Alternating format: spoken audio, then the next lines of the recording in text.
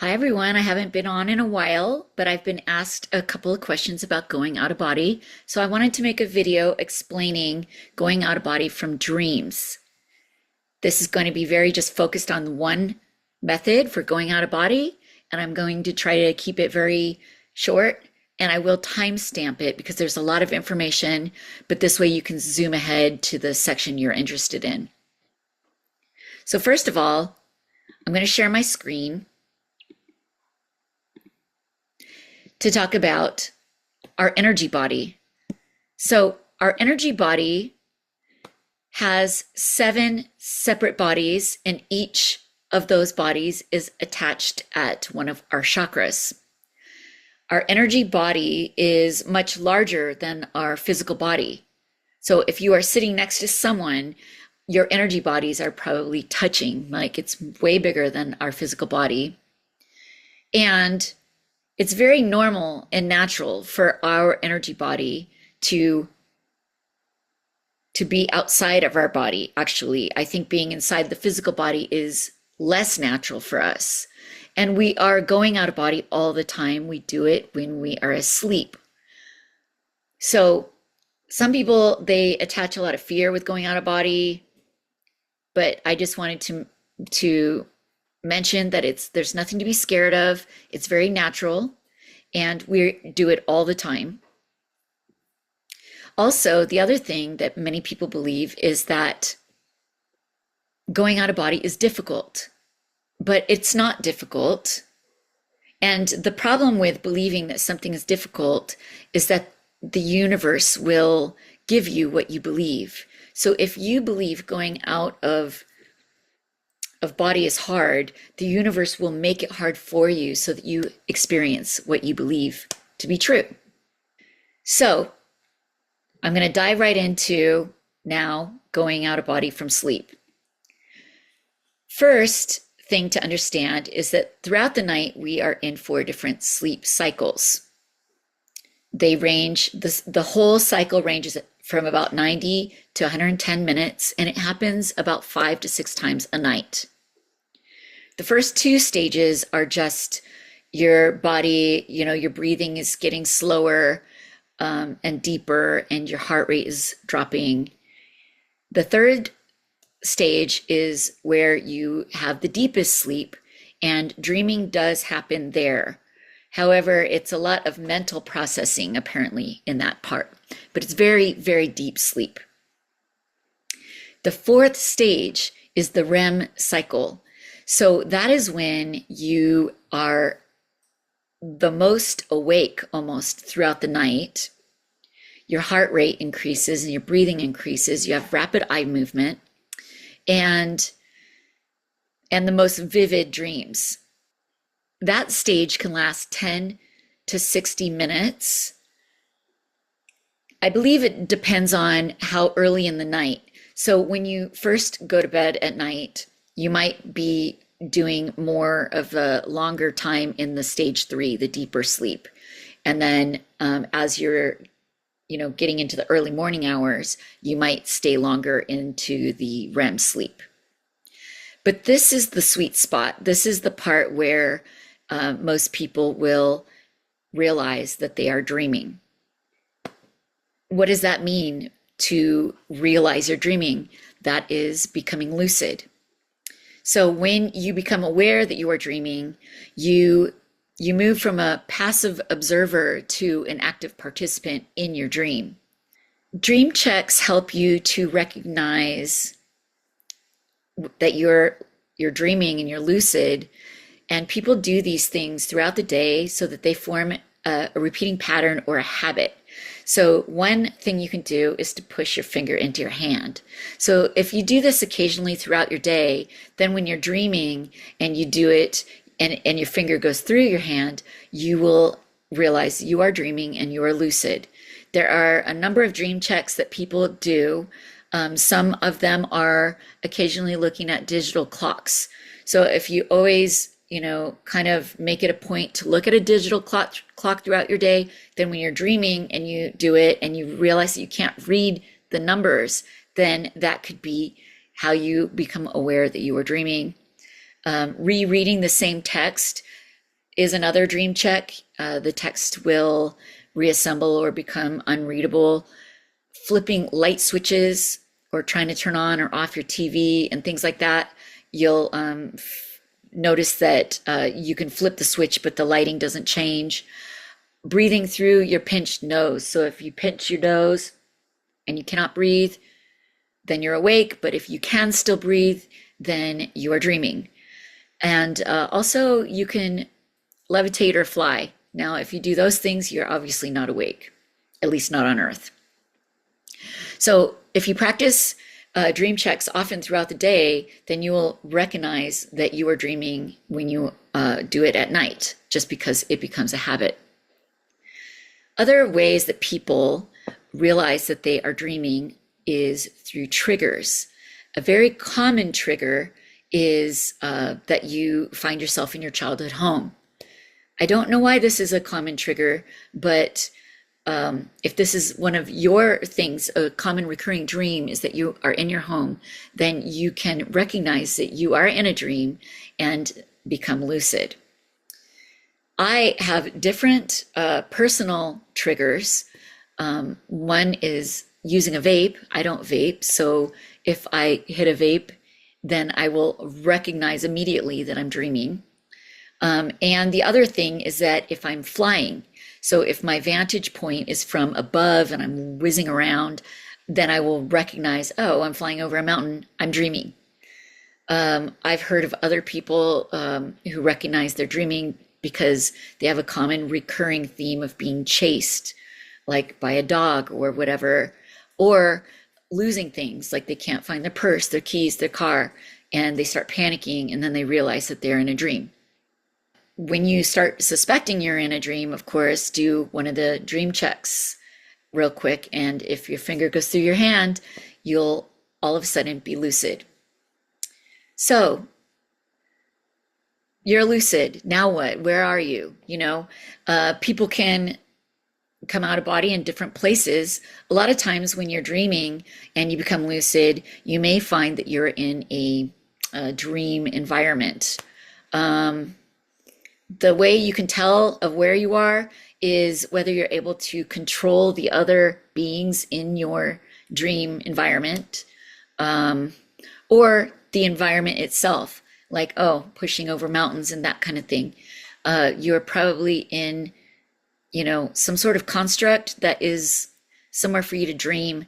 I kind of liken it to being in a playpen because, you might not be fully awake. You might be in a deep sleep, and in a place like this where you're not really encountering other sentient beings, because I see people when they're dreaming, they look the same as a spirit, a disembodied spirit or somebody who has passed on. My daughter has walked through my bedroom while she's asleep, and she talks gibberish and sticks her tongue out, and I'm like, you're in a very deep sleep right now. So you may also encounter what I like to call an NCP, a non-character player. They just seem to be like beings that are robotic or programmed. They're not sentient at all. So once you realize that you are in one of these environments while you're lucid, you can actually leave and control where you are. And at that point, once you become lucid, you can go wherever you like. Most people, when they come out of body, they come out on a level that matches their vibration. So people often come out in very similar places all the time. Most people that I've talked to, they come out kind of in their own bedroom. They can see their body on the bed. And they may notice that their bedroom looks slightly different than it actually looks in the physical. So it might be, in one of the planes very close to the physical plane. Now, I have come out on various astral planes and decided to fly off and go where I want. Like I want to go to, Mount Shasta, or I want to go to the pyramids or something like that. You can do that. You can fly to wherever you like. The thing is that And people map this differently, and I'm not an expert on this part because I don't actually like look back and see these levels, but I'm going to share with you now my screen again so that you can see the different ways that people map the astral. So there's like this non-physical space, the consciousness, some people say, and there's lower, middle, and higher astral. This is a very simple map, and for some reason it's saying here in the middle, individual essence, consciousness, which is conditioned or in its own subjectivity, saying 97% trapped. I found that interesting.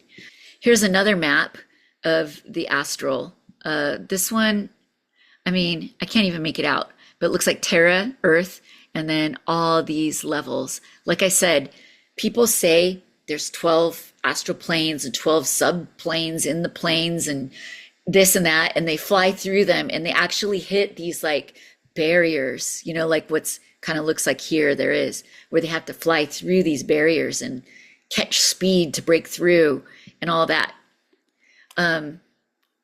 Sometimes they name the planes, like this one, etheric, mental, emotional, astral, you know, I don't even know. Like I said, these are not my my real experiences because I don't see the different levels so much. This one here has source, higher levels, elder level, then here high vibrational aspects where your guides might be. And then I couldn't get it all in one screenshot. And then there's transitional levels. There's the gray place. Now I've heard that the barriers between levels, it does have these gray areas. And like I said, I don't have experience going through those. The intermediate plane, again, some more trapped soul aspects.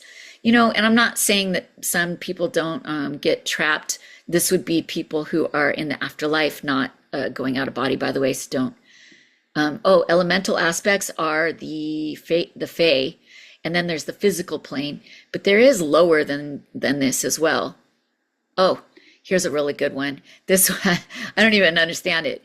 Jürgen Ziwe, he diagrammed this one with physical dimensions and earth-like dimensions and higher dimensions and mental dimensions and pure reality. Now his look like all these little circles. I don't know how he saw all of this. But anyways, people have been diagramming the astral in all these ways. And I find them interesting. I don't necessarily like zoom out and look back and see this myself, okay? Because I don't normally even come out on the earth and astral areas. I have, so now I'm going to talk about how to recognize where you are. When you leave the dream element portion of where you may find yourself, you will notice that you cannot push other beings around, or control them, or change your environment. My theory on that is that you're no longer you're in a place where there's collective consciousness. So everyone's perceptions sort of lock it into a place where you can't really alter it.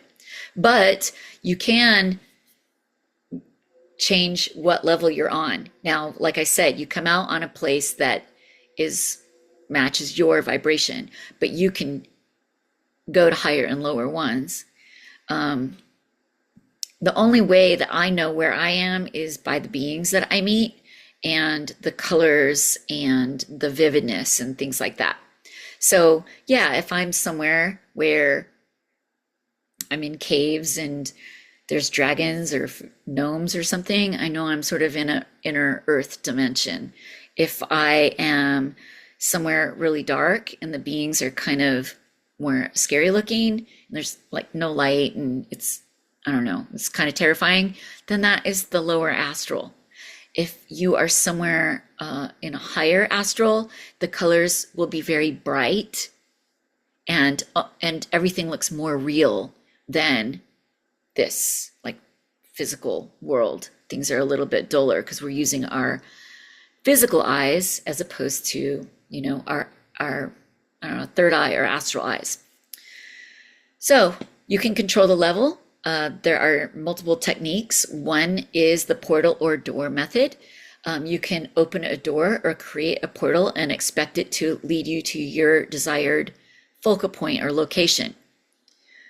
Some people visualize, or yeah, I guess it would be visualized, but you visualize stairs or an elevator that can take you to higher or lower levels than you are currently on. You do need to set an intention or a focus. Some people do the spinning method. They spin around and focus on the new environment, and then they appear when they stop spinning in the new environment they want to be in. There's summoning objects or people by imagining them vividly and expecting them to appear. Yes, if you focus on somebody you want to meet up with, you should be able to pull them to you. I think the rest is just sensory focus. Focus intently on details of a place you want to be, like the Eiffel Tower, the pyramids. You can do that.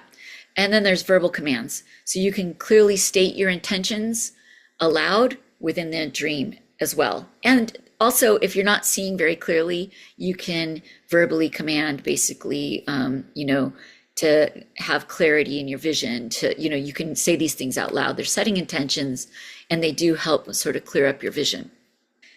So there are methods to increase lucid dreaming created by Dr. Stephen LeBerg.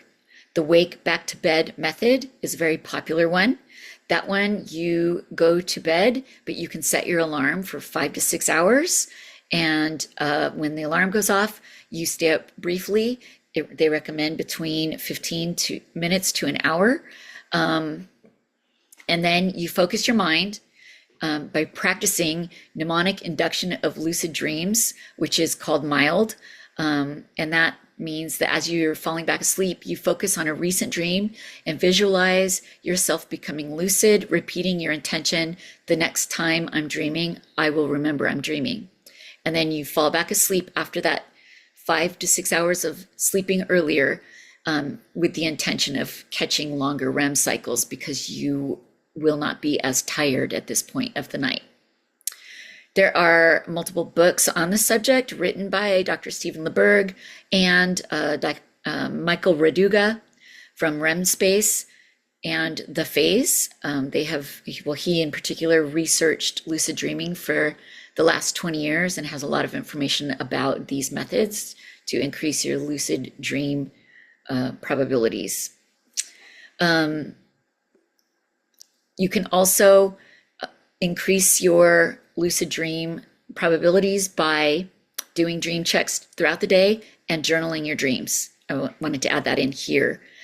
The drawbacks of this type of out-of-body experience. Well, out-of-body from dreaming lasts a shorter amount of time because of the sleep cycle. So you are only going to be in that sort of REM sleep for a portion, possibly 10 minutes to maybe an hour, but you have to, in that REM cycle, realize that you are dreaming and become lucid.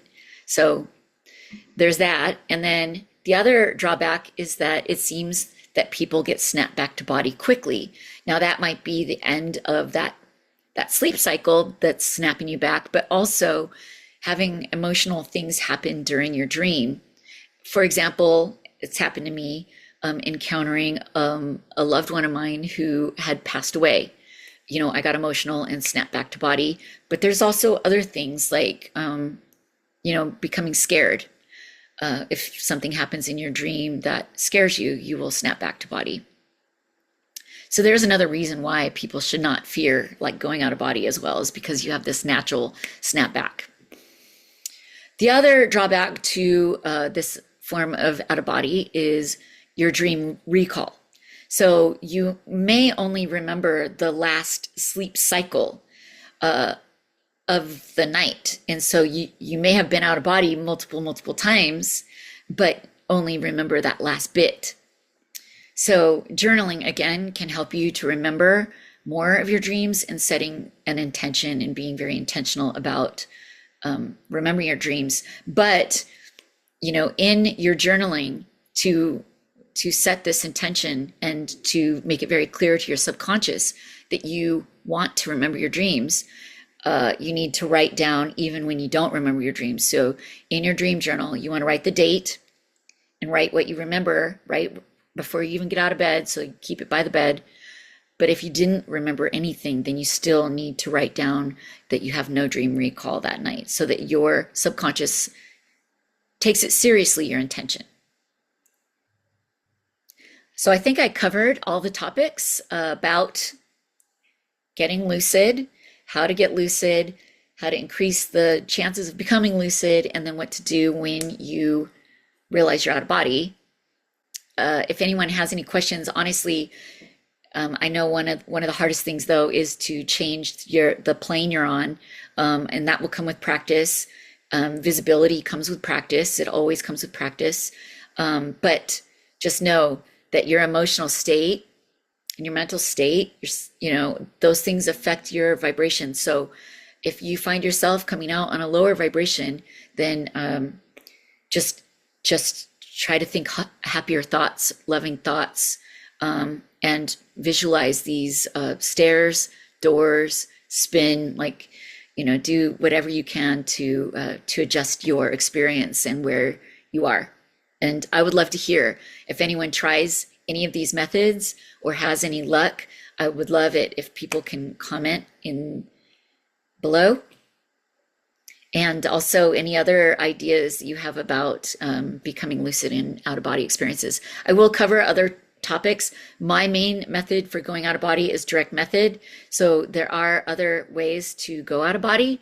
I just wanted to cover this one because I think it's the one that people are doing the most, and they may not even realize that they're going out of body every day. All right, everybody, thank you so much for watching, and I hope you all have a beautiful day.